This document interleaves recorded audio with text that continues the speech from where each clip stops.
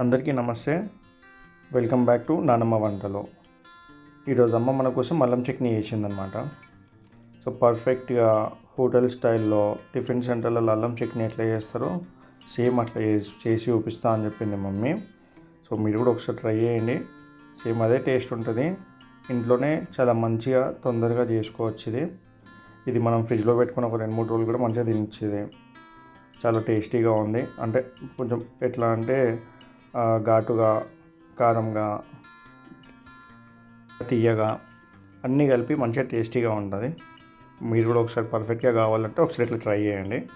So first దీంట్లోకి మనకి కావాల్సిన పదార్థాలు ఏంటి అంటే ఒక 3 ఇంచుల అల్లం తీసుకోవాలి. అల్లం ముక్కలు తీసుకొని దానికి డబుల్ బెల్లం తీసుకోవాలి. అంటే అది ఎంత తీసుకుంటున్నామో దానికి డబుల్ బెల్లం తీసుకోవాలి.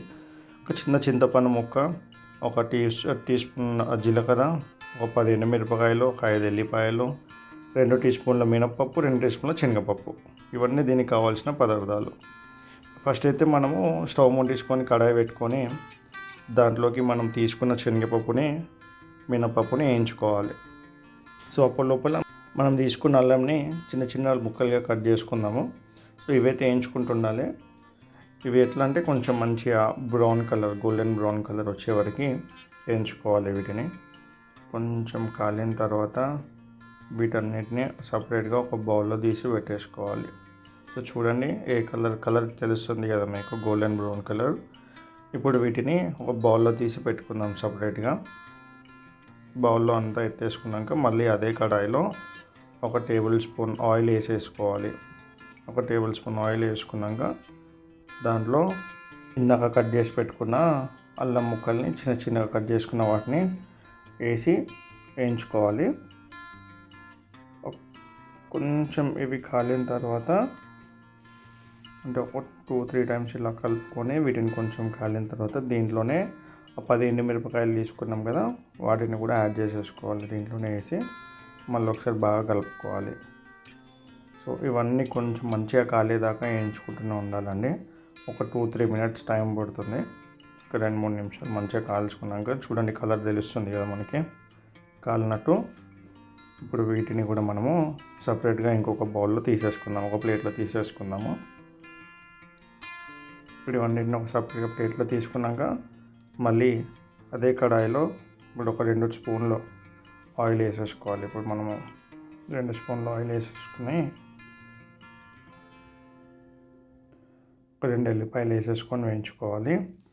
అలాగే ఇది తాలింపు కోసం అనమాట అండి. సో పచ్చడి అంతా అయిపోయినాక తాలింపు కోసం జీలకర్ర, ఆవాలు కొంచెం వేసేసుకున్నాము.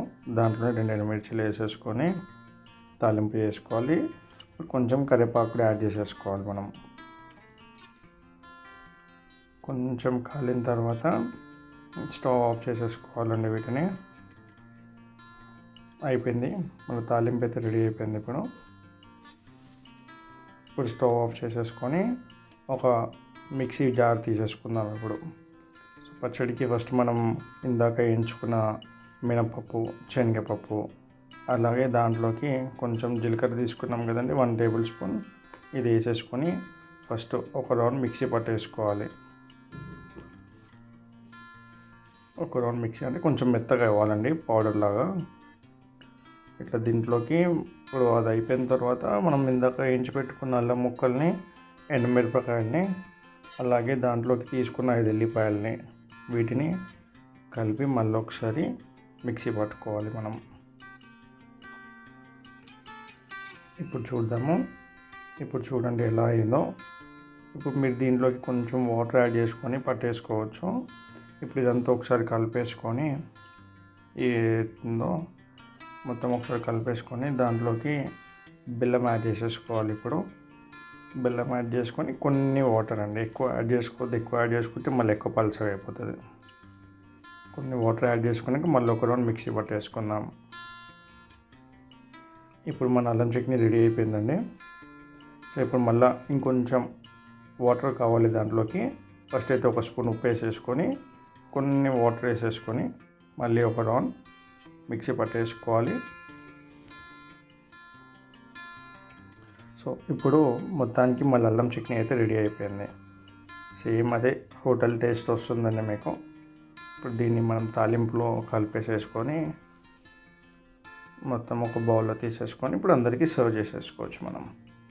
సో ఏ టిఫిన్ తోటైనా తినచ్చు, మీకు చాలా టేస్టీగా ఉంటుంది, హెల్దీ కూడా. ఒకసారి మీరు కూడా ట్రై చేయండి, టేస్ట్ ఎలా ఉందో ట్రై చేసి కమెంట్లో చెప్పండి ఒకసారి. వీడియో చూసిన ప్రతి ఒక్కరికి థ్యాంక్ యూ. ఇలాగే సపోర్ట్ చేస్తుండండి ఛానల్ని. మమ్మీ మీకోసం ఇంకా వంటలు చేసి చూపిస్తుంది. Thank you for watching.